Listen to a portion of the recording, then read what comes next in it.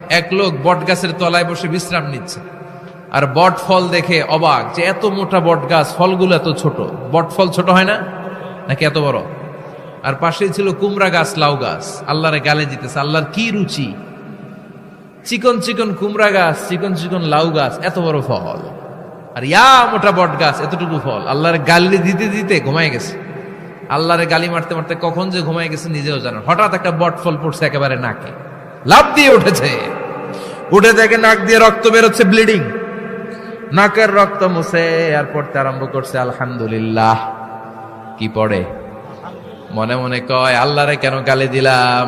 ওই কুমড়া যদি এইখানে হইতো, ওই লাউ যদি এইটার উপরে হতো, কুমড়া যদি একটা নাকের উপরে পড়তো, আমি নিজেই কুমড়া হইয়া যাইতাম।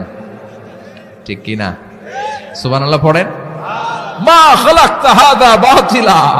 এমনি এমনি আল্লাহ কিছু বানায় নাই। যেখানে অনেকে আছে অতীতের কষ্ট ভুলতে চায় না, ভুলতে পারে না। কেউ আপনারে ধমকি দিছিল, কেউ আপনার সাথে খারাপ আচরণ করছিল, কেউ আপনারে গালি দিছিল। অনেকে এটারে পেলে পুষে অন্তরে বড় করে রাখে, আছে না নাই? ভুলতে চায় না। মনের ভেতরে রাগ পেলে পুষে রাখা ঠিক না। মনে মনে কয়, তুই আমারে মারছিলি, আমি তোরে মারব। তুই আমারে অপমান করছিলি ওই দিন, যদি একদিন সুযোগ পাই তোরে হতা এলামু। আছে না এরকম? সেই 20 বছর আগে আপনারা সে অপমান করছে, ওইটারে পেলে পুষে আপনি অন্তরে নিয়ে বয়ে বেড়াচ্ছেন।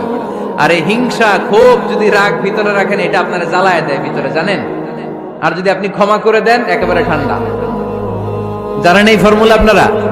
এজন্য রাগ, ক্ষোভ, হিংসা কখনো অন্তরে পুষে রাখতে নাই। কোন বান্দা যদি তার অন্য কোনো ভাইকে ক্ষমা করে দেয়, আল্লাহ তাআলা ওই ক্ষমাকারীর সম্মান আর মর্যাদাকে বাড়িয়ে দেয়। তাই আমাদের বেশি বেশি ক্ষমা করা দরকার। বিশ্বনবী ওনার পুরো জীবনে একটি মিথ্যা কথাও বলেছেন, একটি অসত্য কথাও তিনি বলেছেন। ওদের মনের ভিতরে ভয় ঢুকে গেছে, কিরে মুহাম্মদ যা বলে তাই তো হয়। এই যে মুহাম্মদ বারবার বারবার কিয়ামতের কথা বলতেছে, যদি সত্য হয়, যদি, চলো মুহাম্মদের জিজ্ঞেস করি যে এই যে কিয়ামতের কথা তুমি বলো, এটা কবে হবে? সুবহানাল্লাহ পড়বেন না? সবাই এসে জিজ্ঞেস করলো, মুহাম্মদ তুমি তো মিথ্যা বলো না, তুমি সত্যবাদী আর সাদিকাল আমিন। তুমি বলো কিয়ামত হবে, আমাদের জানতে বড় মন চায় কিয়ামত যে হবে, কিয়ামতটা কবে হবে? আল্লাহ তখনই আয়াত নাজিল করে বললেন, নবী ওরা জিজ্ঞেস করে